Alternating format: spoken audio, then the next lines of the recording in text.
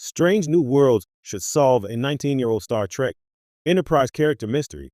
Star Trek Strange New Worlds has become a creative powerhouse by bridging the rich legacy of classic Trek with modern storytelling.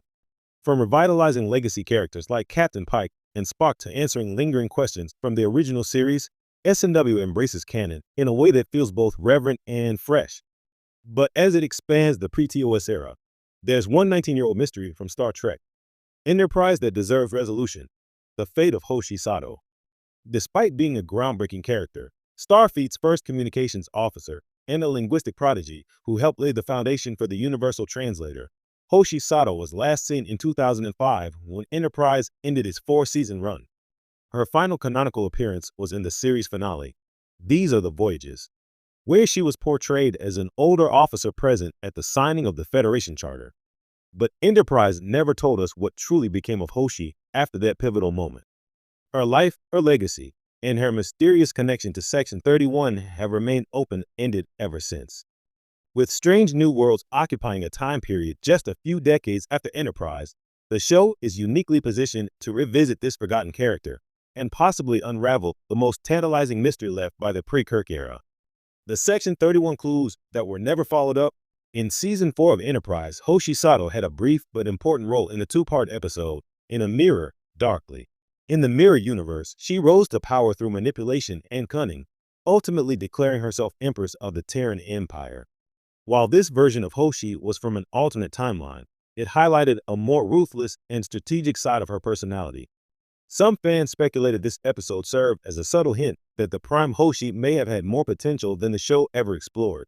Could she have been approached by Section 31, the shadowy intelligence agency operating even in Enterprise's timeline? The show had already introduced Section 31 through Malcolm Reed's involvement, which opened the door to the idea that other crew members might have had dealings with the organization. Given her linguistic skills, intelligence, and adaptability, Hoshi would have made a perfect recruit. And yet, Enterprise left the idea unexplored. But Strange New Worlds could change that. How Strange New Worlds could bring Hoshi back. The timeline of Strange New Worlds is roughly a century before the next generation, but only about 90 years after Enterprise.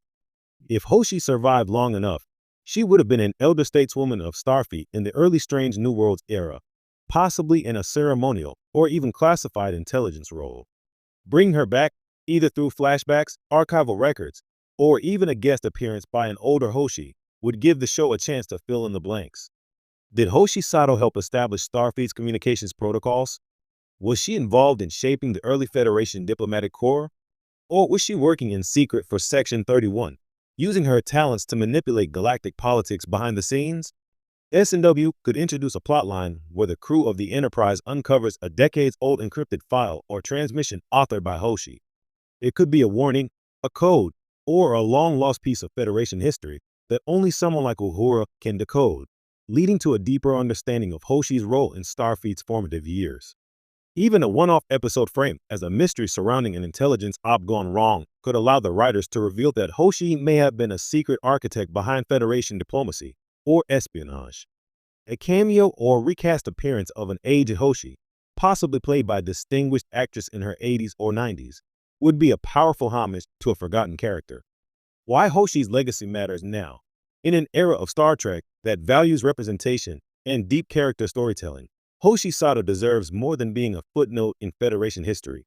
As one of the franchise's earliest portrayals of a strong, intelligent Asian woman in Starfleet, her impact stretches far beyond her limited screen time. Her legacy paved the way for characters like Sulu, Harry Kim, and Sylvia Tilly. Moreover, the mystery surrounding her post-Enterprise life represents an opportunity to enrich the Star Trek universe. Unlike other crew members from Archer's era, Hoshi's future was never clearly defined. Did she become an admiral? A diplomat? A spy? A teacher? The open-ended nature of her story gives Strange New Worlds the creative freedom to craft a meaningful continuation that fits canon and enhances the show's themes of exploration, both outward and inward. A character worth rediscovering.